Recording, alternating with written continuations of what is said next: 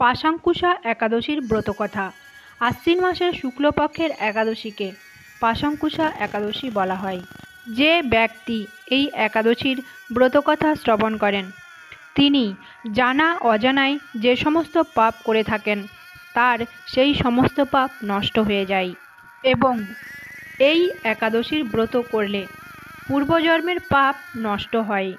ব্রহ্মবৈবর্ত পুরাণে বর্ণিত রয়েছে, মহারাজ যুধিষ্ঠির বললেন, হে মধুসূদন, আশ্বিন মাসের শুক্লপক্ষের একাদশীর নাম কি? উত্তরে ভগবান বললেন, হে রাজন, আশ্বিন মাসের শুক্লপক্ষিয়া একাদশী পাশাঙ্কুশা নামে প্রসিদ্ধ। কেউ কেউ একে পাপাঙ্কুশাও বলে থাকেন। এই একাদশীতে অভীষ্ট ফল লাভের জন্য মুক্তিদাতা পদ্মনাভের পুজো করবে। শ্রীহরির নাম সংকীর্তন দ্বারা পৃথিবীর সব তীর্থের ফল লাভ হয়।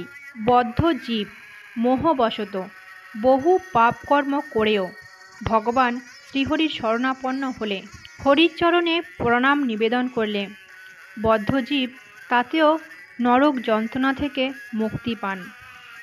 শ্রীহরিবাসরের ব্রতর মতোই ত্রিভুবনে পবিত্রকারী আর কোনো বস্তু নেই।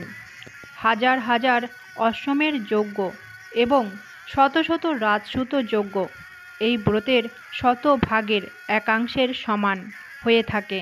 এই ব্রত পালনের ফলে স্বর্গে বাস হয়, মুক্তি, দীর্ঘ আয়ু, আরোগ্য, সুপত্নী, বন্ধু প্রভৃতি অনায়াসে লাভ করা যায়।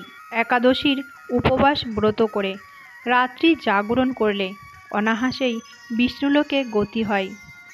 এই পাপাঙ্কুশা ব্রতের ফলে মানুষ সব পাপ থেকে মুক্তি পান এবং গোলোকে গমন করেন।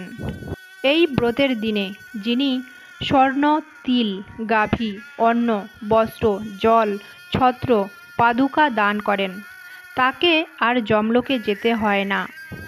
অত্যন্ত পাপাচারীও যদি এই পুণ্যব্রতের অনুষ্ঠান করেন তবে সেও রৌরব নামক মহাযন্ত্রণা থেকে মুক্তি হয়ে বৈকুণ্ঠ সুখ লাভ করেন। কৃষ্ণভক্তি লাভ করার সবথেকে সহজ উপায় হল একাদশীর ব্রত। মহারাজ যুধিষ্ঠিরকে ভগবান শ্রীকৃষ্ণ পাপাঙ্কুশা একাদশীর ব্রতের সম্বন্ধে এই কথা বলে এখানেই এই একাদশীর ব্রতকথা সমাপ্ত করেন। জয় শ্রীকৃষ্ণ, রাধে রাধে। ওম নমঃ ভগবতে বাসুদেবায় নমঃ।